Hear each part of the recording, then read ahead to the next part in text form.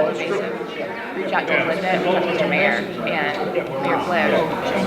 We discussed that way ahead. Talk about it and say, hey, it's a lot of conspiracy. We're good. Don't have to. No, I don't have to carry this. I got it. Absolutely. Thank you. I appreciate that. Oh, and Mr. Mayor's gone today, but he'll be back on. Among other things, but they do not mention this time. I'll figure it out. I know that. Thank you. Yeah. I'm also not woke. I'm not politically correct. A whole bunch of other things. If you want my opinion, don't ask it. You're going to get it. I always ask because I want it. Sometimes I don't necessarily like what I get. That's all right. Yeah. All right. Well, we have about 30 minutes to build And like, start to create when it's on. that's kind of part of, like, if you feel like you want to turn somebody in. Bill expanding and contracting. Yeah. I feel like that's part, but there's a lot of people who Roof are. pulls off. Expands and contracts. Is that what you're thinking? No, I understand that. Yeah, obviously, All right. they can read them think all. about that, or whatever is supposed to make that not happen Yeah, and like I said, reach out, isn't working. reach out, say What's a that? piece tonight about it, and then I can definitely reach out, follow up with Jason and Had something and Mayor Flynn. We're getting ready to start. Wouldn't make all that record, Thanks, James. because it does sound like it's coming down on us. Hey, the goat. Well, we got that sub-ceiling up there that'll catch it all. No, if you look straight up, no, we don't have that. You're right, we don't. And who knows which way that'll come. Oh, we just broke it. Broke it. Okay, let's call the city council meeting for April to order. If you'll join me in saying the Pledge of Allegiance. I pledge allegiance to the flag of the United States of America and to the republic for which it stands, one nation, under God, indivisible, with liberty and justice for all. Okay, before you call roll, I just say, obviously, Mayor Flynn is not here this evening. He had a situation with a family that arose, so he left after the public safety building ribbon cutting this morning, so he could go with travel with his wife. So, myself being the Mayor Pro Tem, I'll preside over the meeting this evening, okay? So, Wanda, if you'll do roll call, please. Right. Councilmembers Snow, Here. Hughes, Here. Wozniak, Here. Wilms, Here. Fowler, Here. Hanschel, Here. and Mayor Pro Tem. Got followed by State Auditor. Here, you did. Mayor Flynn Best. Okay, so first order of business tonight will be citizen input session. Probably everyone is familiar, but we limit comments to 3 minutes. And when the 3 minutes are everybody gets through speaking, we allow for council input, and that is not a discussion period. It's just if a council member may have something to say in reply to what a citizen talked about, they're allowed to do so at that time. So the first person we have on citizen input is James Fescura. Did I say that right? No, that's all right. You gonna pass? No, I'm saying that's all right. You asked if you were saying it right, I said no, but that's okay. Okay. Could you approach the microphone up front, please? How do you pronounce it? Frescura. Frescura. It's Frescura, okay. All right, James. Am I good? You are. I was going to speak tonight again on behalf of the proposal I presented last month, but I'm going to pass at this go around on discussing it. But one of my issue is on that proposal is I believe something needs to be done about the code enforcement because they are enforcing codes at will. I have received a warning letter and there was attempted a citation.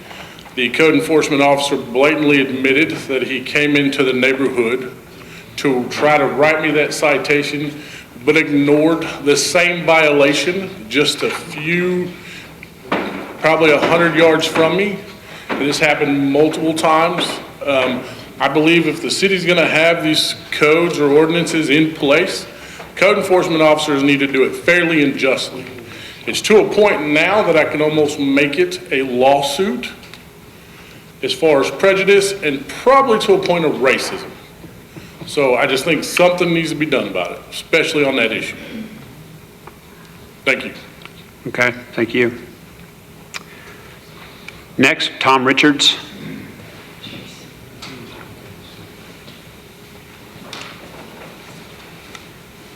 Good evening. Good evening. I'm Tom Richards, and I've lived at 63 Dogwood Drive for 14 years. At the March 27th Bella Vista City Council meeting, funding and a contract to repair Dogwood Drive at a cost of $250,000 was approved. On behalf of the approximate 70 households in the lower Dogwood Drive area, I'm presenting comments and providing a summary spreadsheet of support for options to consider relative to these expensive repairs. When the final approval of the Country Club Villas subdivision was before the City Council, that part of that development was a professionally authored letter about anticipated future traffic on Dogwood Drive. In that letter, it was noted that there was little to zero traffic from the upper Dogwood area using lower Dogwood Drive. At that time, at least 2 present city councils and the mayor were on the council. Since that future anticipated traffic was accepted as accurate, that means the proposed repairs are a complete waste of $250,000 because there are very few vehicles from upper Dogwood areas using lower Dogwood. Option 1, don't reopen Dogwood Drive, minimize the work, and return the funding to the city for better uses. Option number 2, if Dogwood Drive repairs are being completed for fire and emergency access, minimize repairs, install 2 secured gates with Knox locks for appropriate limited access.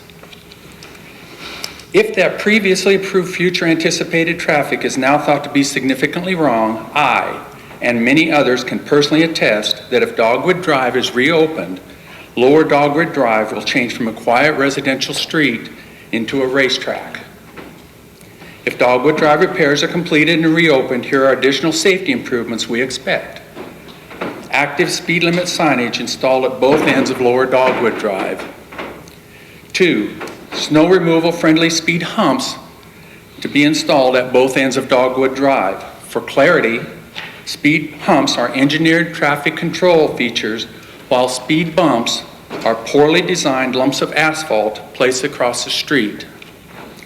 At this point, I should also highlight that what I think was publicized statement from the street department that appears to rationalize repairs. This is quoted, It's been a big topic for us with citizens between upper and lower sections, especially during winter weather. Firstly, while I personally spoke with everyone that has signed the summary sheet that I'm going to provide for you, no one volunteered that they had been involved with this topic in any way. Secondly, no one that I talked with thought the long duration of non-winter weather creating Dogwood Drive Racetrack and safety should be compromised by a short duration of winter weather as noted in the statement. I want to thank all the Lower Dogwood residents for their interest in expressing their concerns. So if you don't mind, I'd like to approach and give you all the summary spreadsheet. Could you maybe hand them to Wanda, and then she could pass them out after the meeting? Is that okay? I have a dozen. How many did you want? Well, we have, That's fine. probably, that dozen's fine. Just pass them out. All right, thank you.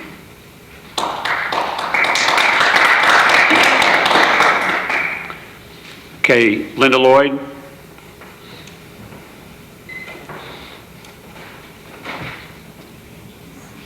Just a second, Linda. Hi, I'm here tonight to speak about the Sewer Connect ordinance change. As a real estate broker, I've involved with lots of transactions of houses on the Sewer Connect list for both buyers and sellers. And I understand the change to the 100 feet because currently it says when it just goes in front of a house. My concern is the cost, the additional cost for the 100 feet. Right now, it costs buyers and sellers are negotiated between $7,000 and $10,000 to hook up to sewer every time a transaction is done. And I also understand there might be a proposal to change that 100 feet to 300 feet, which in many cases would require the person paying for that to maybe cross a road, dig into asphalt, repave something, and that would be an extraordinary extra cost. And there might be a proposal to change the 90-day connect to 3 years, which would be impossible to track. Also, if I'm selling a home on the Sewer Connect list and the people are getting a mortgage, in all cases, that mortgage company requires that connection to be done before the closing because the mortgage company doesn't want that outstanding expense to be out there somewhere for their mortgage borrower. So please take these things into consideration. I will say I do understand we want to get more people connected, so I'm in favor of that, but the additional cost could be extra thousands of dollars, running it up to 12 or 15,000. Thank you. All right, thank you, Linda. Okay, Tim Hall.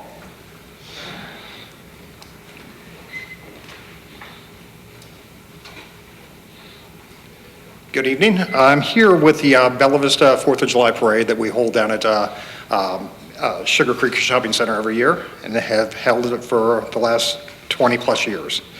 I sent you guys all an email on the April the 12th. Sounds like nobody else got it. So I went ahead and printed them off and left them on your desk for you. The only person that did get it was the mayor. For some reason, I don't know why it didn't pass the firewall to him, but not to you guys. So you have a copy of it. As far as, I'll just read this one part to you. This year, the parade may not go forward without some help from the city. In the past, Mayor Christie has signed the liability waiver from Cooper Communities to allow the parade to be held on their property. Also, the event permit form that you guys have and fees have been waived by the city. Without these actions, my wife and I would be subject to personal financial liability in holding the parade. We would have to, according to the public event permit, we would be responsible for fire and police participation and pay their salaries during that time. So we can't do that. We would request the following. The Bella Vista 4th of July Parade be designated a city function, allowing the city to hold tort immunity from liability for the event, and allow the mayor to sign the liability form from Cooper Communities and waive the event permit form cost for this event. I've talked to Mayor Christie, and he said that he had put in the budget for this year money for the parade, as it being a public event. And talking with the current mayor, he seems that no, there's nothing there, and he's not willing to help at all. if the mayor does not sign the liability form from Cooper, because it's held on their property, so they've got to cover themselves. We've looked at event insurance for that couple hours of the parade, and it would be about $1,000, which we don't have the money to do that. And if we don't get event insurance and the city does not sign for the liability, then we, as husband and wife, would be responsible for anything that happened to anybody, which we can't take that risk. And then also with the event permit, it calls for exactly like $30 an hour for police, and we have 10, 15 police officers that go down the route. With the fire departments, the same way. The fire, the chief can at least, it allows in there for the chief to waive the fees if possible. There's no opportunity for the police chief to waive the fees. So I would hope that you guys would consider this, read over the email. I tried to get it to you before your last working session. Apparently something happened, but if you guys can look over it and consider it, and if you have any questions at all, we'd be happy to address any concerns you have. Thank you. Okay, thanks, Tim. Okay, this is where we set aside some time for council reply. Does anybody have anything they'd like to say? Other than, reference to Tim, I don't know why the city doesn't go ahead and get in there and help. I'm sure the advertising and promotion department, having as little as he's going to be looking for, could probably help out with that. And seeing we've done it all these years and all of a sudden now we're cutting them off, we would look like very bad if we did that for something as small as the amount as he's looking at, and for all the support that gets every year. And we're not talking, city's got pretty much nothing out of it other than overtime a little bit here and there. So it's really a heck of a deal for the city. I can shed some light on that if you're interested in it. The city has never signed a liability waiver or indemnified anybody related to the parade. I have no idea where this is coming from. Of course, as you know, that Jim Parsons and the Patriot Group are the ones that organized that parade for years. Yeah. And is this on? Okay, can you hear me now? Yep. All right. They organized that parade forever as a private function. The parade that goes through the shopping center there is on private property. It's not a public parade there. Any parade permit they have to have is when they started it out at Mercy and came down Mercy Way, and that portion that's in the public right-of-way. In order to close that, then they have to get a city parade permit, which is typical in every city. So I don't know what arrangement the Patriots had or Jim Parsons had with Cooper Organization in order to permit that, but I can tell you, legally, we cannot take on someone's liability as a government. We can't do that, and there is no such thing as just designating as public, because that's on private property. We can't just take that and say you're going to put a public function on it and control it like that. We don't have any authority to do that. So I don't know how it was organized in the past, and I'm sure that if Mr. Hull knew, he would love to be able to do it exactly the same way because it's worked in the past. I've not been a party to the mayor's conversation. I don't know, or the former mayor's conversation with it. I don't have any information on that. But this liability thing is something we can't do. And I don't know if the Patriot Group in the past got an insurance policy or if Cooper Communities was willing to allow them to do it because they have some sort of designated nonprofit status. I have no idea. But I don't think anyone's wanting to stop the 4th of July parade, but it's just, there are certain things we can't do, and that's one of them legally. This year could be a circus with the construction. Big time. Coming across the Mercy Bridge. Okay. No, go ahead, Larry. One thing I think, and Jason, you know more about this than I do, but do we not fund the fireworks at 4th of July, the city largely funded? Yes, we pay for those fireworks. So it would not be unreasonable for us to support some cost for a parade, given other parameters. It's a different thing. The city has an agreement where we're allowed to put those fireworks out there, and that's with the POA, because that's up on the dam, and we've had an arrangement with them for a number of years in order to house that. The POA invites people to come out and park and watch the fireworks. We pay for the fireworks display. So we don't. This is a whole different thing. It's not. So it doesn't have to do with Cooper development because it's a POA property. So our relationship Cooper's not involved in POA. that one. Cooper's not involved in the fireworks. Okay. All right. Thank you. Okay. So, just Tim, real quickly, I mean, I think we had some really valid public comments tonight, all really kind of like specific things. Tim, I don't know when you have to have an answer, in order to follow through on the parade, but we've got some discussion that needs to take place and some sorting out that needs to be done, okay? It is like May, and this isn't a discussion, it can't be, but is May too late to do that? Okay, so we've got some time, we've got a work session coming up, we can figure that out. Linda, I hear your concern over going from 100 feet to 300 feet. That could be a very extreme additional cost, so we'll have to sort through that one. Tom, Dogwood Drive, it's the first I've heard any comments about that, so all of us are going to have to take your document. We're going to have conversations and have some time to digest it, before we can kind of sort through all of that, okay? I would offer that I would be available to respond to any questions. Okay, appreciate that. James, again, the parking, we'll just have to review, right? That's the first I've heard any comments about your concerns as far as like some situation you're facing. So all those, we're going to have to take a step back, and we're going to have to gather some more information, okay? And we'll address them probably at the next city council work session. Okay, anybody else have any comments? No one? All right. Action on the minutes. Has everyone had a chance to review the minutes since the work session last Monday? Anybody have any comments, any additions or changes that need to be made? No? Motion to approve. All right, got a motion to approve by Jim. Got to need a second? Second. By Craig, a second. Okay, so roll call, Wanda. Councilmember Wozniak, Yes. Hughes, Yes. Fowler, Yes? Wilms, Yes. Hanschel, Yes. Snow. Yes. Good. Did you call me? Yes. Fowler, Yes. Yes. All right. Okay, next on the agenda, reports. I have a proclamation by Mayor Flynn, and I did not see this proclamation before I got here, but I am required to read it, and it is a proclamation over the Building Safety Month for May of 2023. So bear with me. I hope I can do this justice. Proclamation, Building Safety Month, May 2023. Whereas our Bella Vista, Arkansas is committed to recognizing that our growth and strength depends on the safety and essential role of our homes, buildings, and infrastructure play both in everyday life and when disasters strike. And whereas our confidence in the resilience of these buildings that make up our community is achieved through the devotion of vigilant guardians.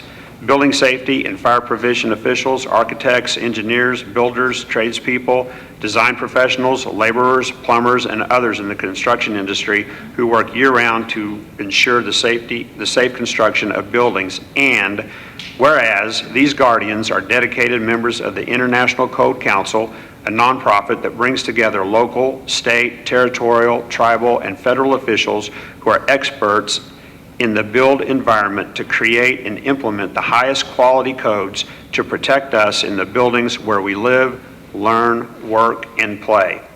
And whereas these modern building codes include safeguards to protect the public from hazards such as snowstorms, tornadoes, floods, and earthquakes. And whereas Building Safety Month is sponsored by the International Code Council to remind the public about the critical role of our community's largely unknown protectors of public safety, our local code officials who assure us of safe, sustainable, and affordable buildings that are essential to our prosperity. And whereas it starts with you, the theme for Building Safety Month 2023 encourages us all to raise awareness about building safety on a personal, local, and global scale. And whereas each year in observance of Building Safety Month, people all over the world are asked to consider the commitment to improve building safety, resilience, and economic investments at home and in the community, and to acknowledge the essential service provided to all of us by local and state building departments, fire prevention bureaus, and federal agencies in protecting lives and property. Now, therefore, I, Doug Fowler, Mayor Pro Tem, in representing Mayor John Flynn of Bella Vista, Arkansas, do hereby proclaim the month of May 2023 as Building Safety Month.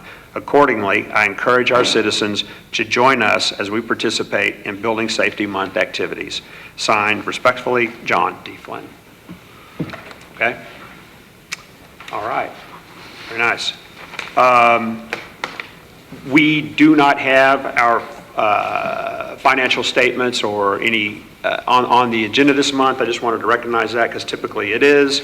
Our next financial statements will be due out for March ending the first week in May, and that will move forward the same thing. So the April statements will be due out the first week in June, et cetera, as we move forward, and that's due to when we receive our state tax receipts from Little Rock. So we discussed that during the City Council work session Monday. Okay, having said that, I will entertain a motion to suspend the rules of order and procedure to allow all ordinances on the agenda to be read by title only. So moved. Second? Larry and Jim with the second. Larry first. Yes. Okay, so new business. I need to Vote. Oh, I'm sorry. I apologize. call vote. Councilmember Hanschel, Yes. Wilms, Yes. Hughes, Yes. Fowler, Yes. Wozniak, Yes. Snow. Yes. Okay, it's first order of business, an ordinance waiving the requirements of formal competitive bidding and authorizing a contract with Superior Automotive Group in the total amount of $74,570 for the purchase of two 2023 Dodge Charger police vehicles for use by the police department. Is there any conversation, anything that council requested the chief? No? Be approved. All right. Yeah, we got to suspend the rules and go to third and final if you want to approve it. Okay. Make a motion to suspend the rules and go to third and final by Jerry. Second. Craig, second. Wanda? Councilmembers Snow, Yes.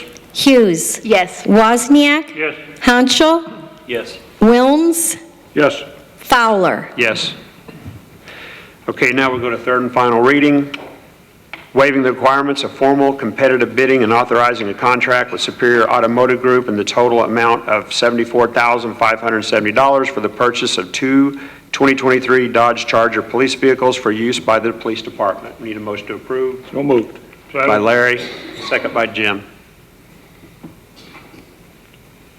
Roll call vote. Yes. Councilmember Hanschel, Yes. Fowler, Yes. Wilms, Yes. Hughes, Yes. Wozniak, Yes. and Snow. Yes. Okay, item B on the agenda, amending Section 28-1, sewer connections required of the Code of Ordinances of the City of Bella Vista to require a sanitary sewer connection when service becomes available with 100 feet of a house lot or adjoining lot and for other purposes. And I know, Jason, you were going to kind of give an overview of this. Okay. We talked about this at the work session. What this does is changes Section 28-1 and changes the language in the current code, which says that owners of real estate located within the city are hereby required to discontinue the use of septic tanks and lateral lines on their property when sanitary sewer service becomes available on the street in front of the house and are hereby required to connect to said sanitary sewer. It says a little bit more.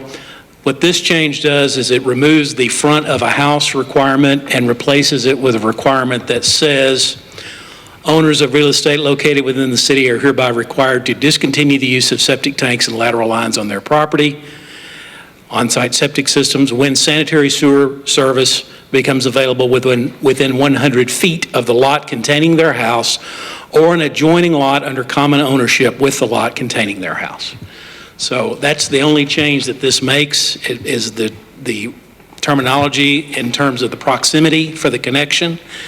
Now, as you know, that connection is not automatic. Section 28-2, which is not implicated by this change, says that the requirement to connect applies only upon sale or transfer of ownership of the real estate. So that all remains in place. None of that would change. It does change the language of front of the house to the 100 foot of the lot or the adjoining lot under common ownership. Okay, so we know this is first reading, right? So we don't really have to make a move on this ordinance this evening. I know that Larry, he has an amendment he would like to make. I believe he's agreed to present that, I think, at our next work session in May. Okay, so it's first reading, unless anyone has anything they'd like to add or additionally at this point. Good. All right, okay. Doug, Yes? did we forget by reading the ordinances by title only at the first? No, we did that. He did, he read this one he read already. Everybody speak up so we can be heard. Yeah, no, we did it. The title was read before we discussed it. Doug Fowler just read the title right before we talked. Yeah. So that was the first reading tonight. Did we not fail to, We did a motion. And No, we did it. Suspend the rules and. by title only? Yes, we did. We did. To read by title only, we did. Yeah, that was done Yeah. before we got to new business. You seconded that motion. Or seconded. You did. All right. It's the Biden effect. Okay, item C on the agenda, ordinance amending the Bella Vista zoning ordinance and map to rezone property described in rezoning petition number 2023-48097, county parcel number 16-21109-000 from P1 Conservation District to C1 Neighborhood Commercial District. Any discussion, any conversation? I believe this is the property that has the sheds on it. At Metfield. At Metfield. Is that correct, Tom? Yeah. Yeah. Question. The cart barn. Yeah, Jerry. We've talked in the past about the actual address, the actual location of the property, is from a street address standpoint. I mean, when most people look at this, they have no idea from the public standpoint where that's located unless they go through the entire package. And we are taking these to the third and final reading, which means that public does not have an opportunity to object or make any comment to these, about these rezonings. There was public notice on these, right? And there was opportunity for public comment already at the Planning Commission. Public notice before the planning commission meeting. Yeah. The normal input would be planning commission on an appeal or something else they might speak to us. Public hearing takes place at the planning commission meeting, and they conducted that. So people came up and spoke to you during your public comment period, but you don't have a separate public hearing. Right. Yeah. So does anybody want to entertain a motion to move to third and final? So move. Second. All right, Motion to so suspend we the have- rules and go to third and final. Yeah. So that was Jim and Craig. Craig. Thank you. Wanda, roll call. Councilmember Fowler, Yes. Wilms. Yes. Wozniak. Yes. Snow. No. Hughes. Yes. And Hounshell. Yes. Okay, so move, move to third and final reading, amending the Bella Vista zoning ordinance and map to rezone property described in rezoning petition number 2023-48097, county parcel number 16-21109-000 from P1 Conservation District to C1 Neighborhood Commercial District. Need a motion to approve, so desired. Craig, you make a motion. Second. Jim, second. Wanda, roll call, please. Councilmember Snow. No. Hughes. Yes. Wozniak. Yes. Wilms. Yes. Fowler. Yes. Hounshell. Yes. Motion carried. Okay, item D on the agenda, ordinance, amending the Bella Vista zoning ordinance and map to rezone property described in rezoning petition number 2023-48171, county parcel number 16-03465-000 from R1 Residential Single Family District to C1 Neighborhood Commercial District. And staff is requesting a third and final reading on this one. Does anyone have anything that they would like to discuss? I've got a question again. Why are we fast tracking these? Why are we taking these to the third and final reading? Probably because anybody... we've done all of them that way, and this is like, what, 12 or 13 or 14? That's what I'm asking, why? What we're doing is rectifying our zoning map to make the existing use compatible with the zoning districts that they have not been assigned to. But why the rush? I mean, why? There's no real reason to rush it, but there's no reason to delay it either. I don't think there's anything that the applicant has proposed or is proposing that would require an immediate decision, but there's no reason that for us to run it through 3 readings either. No, there really is no debate. There was little debate at the council level or at the planning commission level, some public input in some cases, but I think the concerns were misunderstanding of what the intent of the applicant was. I truly believe that after being at the planning commission meetings. So. I'm sorry? The intent of the applicant? To rezone is to bring them in line with the usage, bring the usage in line with the zoning code. Right now, they're not consistent with the zoning code because we have assigned arbitrarily when the city created the zoning map. I understand it. We assigned P1, which is a conservancy district, to all POA property, I believe. Is that correct?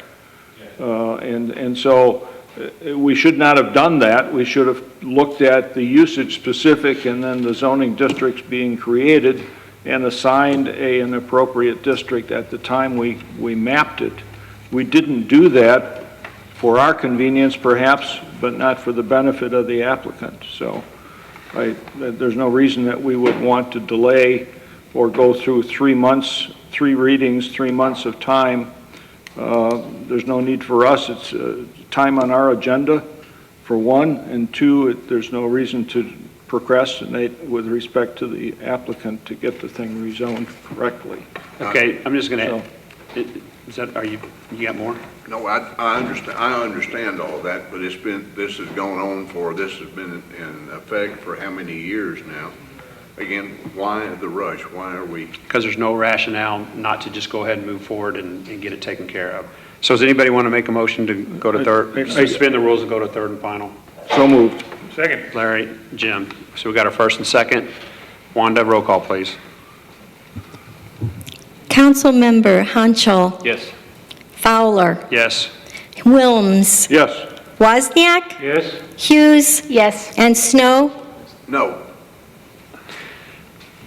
Okay, we're going to passes. We're going to move to third and final, amending the Bella Vista zoning ordinance and map to rezone property described in rezoning petition number 2023-48171, county parcel number 16-103-465-000 from R1 residential single family district to C1 neighborhood commercial district. Need a motion to approve? Motion to approve. Craig. Second. Jim, second. Wanda. Roll call vote. Councilmember Fowler. Yes. Wilms. Yes. Wozniak. Yes.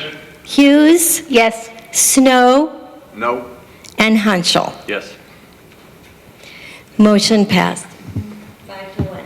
Okay, item E, ordinance, amending the Bella Vista zoning ordinance and map to rezone property described in rezoning petition number 2023-48174, county parcel number 1603464-001 from R1 residential single family district to C1 neighborhood commercial district. Any discussion? Move to third and final. Second. Second. Okay, the motion to suspend Suspend the rules and move to third and final. Okay, so Larry and then Craig. Wanda? Councilmember Snow. No. Hughes. Yes. Hanschel. Yes. Fowler. Yes. Wilms. Yes. Wozniak. Yes. Carried 5-1. Okay, now moving to the third and final, amending the Bella Vista zoning ordinance and map to rezone property described in rezoning petition number 2023-48174, county parcel number 16-03464-001 from R1 Residential Single Family District to C1 Neighborhood Commercial District. Need a motion to approve. Motion to approve. Craig? Second. Jim? Wanda? Council members Snow, No. Hanschel, Yes. Hughes, Yes. Fowler, Yes. Wilms, Yes. Wozniak. Yes. Motion carried 5 to 1. Okay. Okay, the remainder of items on the agenda are all resolutions, so no more ordinances. Item F, resolution approving the mayor's appointment of Gina Porter to the Bella Vista Arts Council for a 3-year term ending April 22nd, 2026. Any discussion? Need a motion? So move. Jim? Second. Craig? Got the second. Wanda? Council member Hughes, Yes. Wozniak, Yes. Wilms, Yes. Fowler, Yes. Snow, Yes. and Hanschel. Yes. All right, okay, item G, resolution approving the mayor's appointment of Elizabeth Duncan to position 5 on the Tree Advisory Board for a 3-year term ending May 1st, 2026. Motion to approve. Second. Okay, Jim has a motion to approve, Craig has a second. Wanda? Council member Fowler, Yes. Wilms, Yes. Wozniak, Yes. Hughes, Yes. Hanschel, Yes. and Snow, Yes. 6 to 0. All right. Item H, resolution approving the mayor's appointment of Graham Edwards to a position 4 on the Tree Advisory Board for a 3-year term ending May 1st, 2026. Any discussion? No. Motion to approve. Jim Second. and Craig. Wanda? Council member Wilms, Yes. Fowler, Yes. Snow, Yes. Hughes, Yes. Hanschel, Yes. and Wozniak. Yes. Passed 6 to 0. All right, item I on the agenda, resolution authorizing the mayor and city clerk to enter into a contract with Garrett Excavating Incorporated in an amount not to exceed $1,247,056.10 for asphalt street resurfacing hot mix overlay. Is there any discussion? Move to be approved. Second. Second? So we've got Who was the second? Jerry, Larry. Larry. Council member Fowler, Yes? Snow, Yes. Hanschel, Yes. Hughes, Yes. Wozniak, Yes. and Wilms. Yes. I'd like to commend, Passed 6 to 0. the staff. We have a new player on the market for paving, and it brought it in at a little bit less than it would have been had we not had this contractor available to us, so thank you. Okay, item J on the agenda, resolution authorizing the mayor and city clerk to enter into amendment number 1 to the contract with Height Jackson Associates, PA, in the amount of $49,350 related to large-scale development requirements for the street department, Wash Bay. Any discussion? Nope. Motion to approve. Okay, so Jim made the Second. motion and Craig was the second. Wanda? Council member Fowler, Yes? Snow, Yes. Hughes, Yes. Hanschel, Yes. Wilms, Yes. Wozniak. Yes. Carried 6 to 0. Okay, so that ends the items on the agenda. Announcements. Next city council work session, 5:30 PM Monday, May 15th at the Bella Vista District Court. Next city council regular meeting, 6:30 PM Monday, May the 22nd at the Bella Vista District Court. Planning Commission work session, 4:30 PM Thursday, April 27th at the Bella Vista District Court. Planning Commission regular meeting, 4:30 Monday, May the 8th at Bella Vista District Court. Board of Construction Appeals, 3 PM Tuesday, May the 9th, if necessary, at the Bella Vista District Court. And meeting is adjourned. Thank you.